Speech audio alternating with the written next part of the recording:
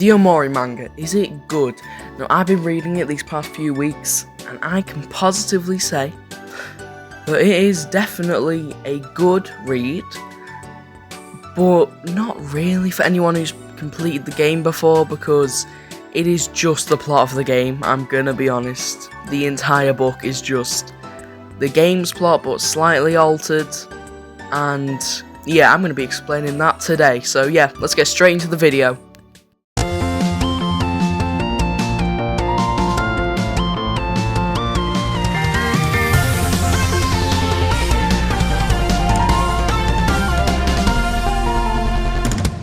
Hello everybody, it's Glowy and welcome back to another book review, apparently, because that's what I do now, for some reason.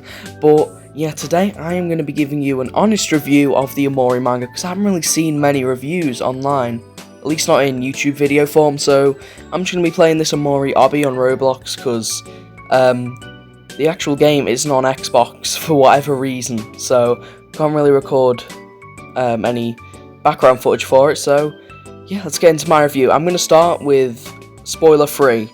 Anyone who, wants to read the book themselves, maybe hasn't played the game, but I'm going to be honest, it is just the plot of the game. If you played the game, unless you want to, get the manga, have a look at the illustrations and stuff, I wouldn't say it's really worth buying. I mean, it is a good book. The illustrations are amazing. Apparently the illustrator has, never worked on anything before. But I will say, the illustrations, they're really, really good, especially since that's, the main part of the book. You come there for the illustrations, not all the writing with the manga, don't you? So, yeah, I will say the illustrations are great. Sonny's a lot more happy than he is in the game, I will admit. But that's not a bad thing, It's a good thing, because he can be more expressive and not just have the most depressing looking face the entire book. But yeah, I say it's good, especially for someone who's never played the Omori game, maybe doesn't play video games. And yeah, let's get into spoiler territory. Ooh, spoiler alert, flashing lights, alarm bells ringing, click off now. I will say, I thought the manga would go further than it would have.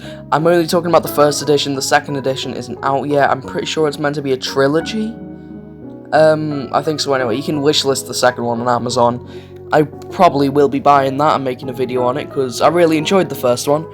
So, right, what I was going to talk about, it didn't go as far as I thought it would go. The characters only just got to the other world, and then it ended. Just really abruptly. I'm going to admit that's probably my biggest problem with the manga. It's meant to be into 3 different parts, right? I mean, I thought they'd go further. I thought they'd maybe complete Otherworld first, since I consider it to be the first proper section of the game, the little, I don't know what you call it, the Pinwheel Forest, I think it's called. That's not really a proper area. I don't count that. You don't really do much there. I don't count that. That's a really, really short area. I don't count that as a main area. I count Otherworld as, the first main proper area. The Pinwheel Forest, more of, a tutorial. But, yeah, I think that's my main complaint with the book. Another complaint I'd have is, I feel like it would be hard to understand the book if you didn't already know what's happening in the game. Because Sonny doesn't talk for the entire game. I think he might say, one thing the entire time. But, I mean, the book, he does talk in the game a bit, I think. But in the book, he only talks, once or twice. And, the white space bits and Mari's death stuff, I just don't think it's handled the best. Because it's just what on earth is going on kind of thing. You wouldn't really be able to tell if you didn't know the game, what happens in the game and stuff. Oh, that's Mari's corpse, lovely. You wouldn't be able to tell, I don't think. I don't know though. I played the game before reading the manga, so I don't know, if you've played the manga before reading the game, do let me know if you could tell. Something I must applaud this book for, though, is how well they handled translating the characters from the game into the book. I think it was handled really, really well. I think, they feel alive, almost like real people. They're not just characters. They have depth. They have a lot of depth, is what I'm trying to say. and yeah, that's a good thing. However, you know, there's always more bad things I can say. I always pick out the bad things for some reason, but yeah, another bad thing would be that it kind of treats the book as a game, which is a bit annoying, because just because it's a translation of a game to a book doesn't mean it has to be like a game. Like, often, like, the battle UI will pop up when they're fighting a boss. Like, I'm pretty sure when they're about to fight Space Boyfriend or whatever he changes his name about every 5 seconds, but when they're fighting him, the battle UI pops up, and it's like, you know, it's not a game. I cannot play the book like a game. I wish I could. I wish books were like that. Sure as hell will make school funner, but I can't, and that's the sad part. I think it does it at the boss fight as well. What a great name for a boss, am I right, boss? It's literally his name. But yeah, maybe it's just like a stylistic choice to show that it was originally a game, but you know, I just don't see the point. It's a book. You know, if people wanted to play the game, they'd play the game, they wouldn't read the book. I don't think, anyway. Honestly, there's not much more I can say other than, you know, this is kind of my first Omori video. I don't plan on making very many more. Other than my drawing videos, you know, I do like to do them, because the game isn't on Xbox, which is what I record all my other videos on. It's on Switch and PlayStation, though. Why? Why do all my favourite RPGs have something against Xbox? You know, it's so annoying. I wanted to record a Deltarune series, and then I remembered Deltarune isn't on Xbox. So sad. I just want to record videos on these games, but the universe doesn't want me to, I guess.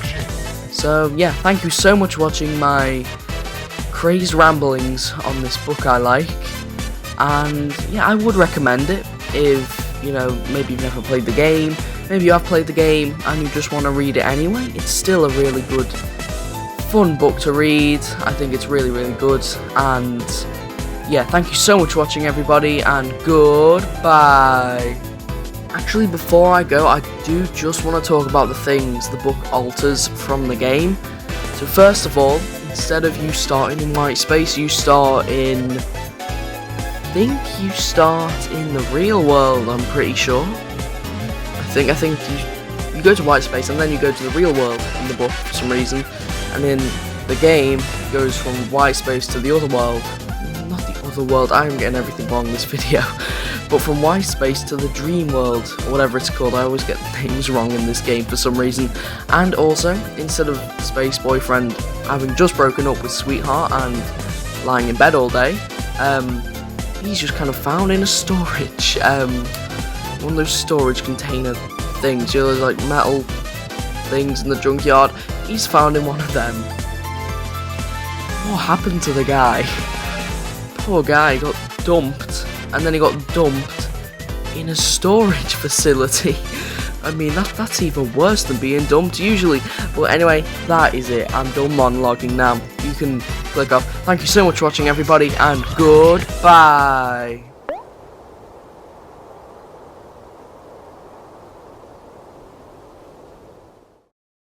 Close your eyes, you'll be here soon. 1、2、3、4、5